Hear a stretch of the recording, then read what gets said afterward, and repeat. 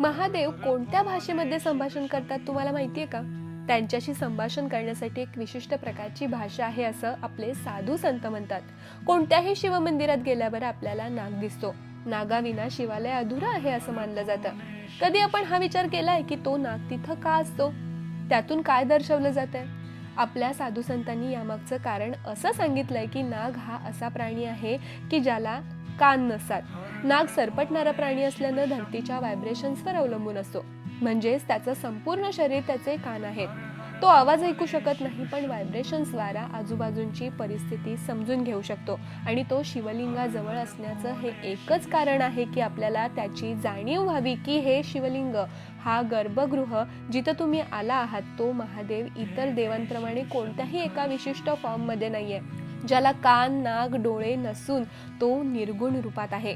ज्याला आवाज नाही तर तुमचे व्हायब्रेशन समजतात.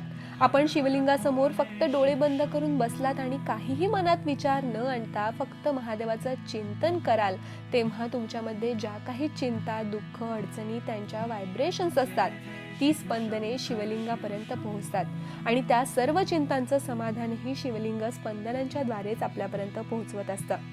खूप वेळा असं होतं की आपण विचार करून जातो की देवासमोर मी ह्या इच्छा मांडेन किंवा हे बोलेन, पण समोर गेल्यावर आपण बोलूच शकत नाही, कन्फ्यूज होऊन जातो.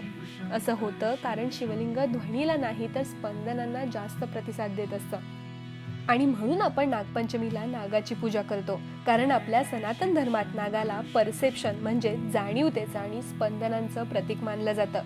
नाग हेच दर्शवत असतो की महादेवांच्या शरणी आल्यानंतर आपल्याला काहीच न बोलता आपली उत्तरं सहज मिळतात. ओम नमः शिवाय.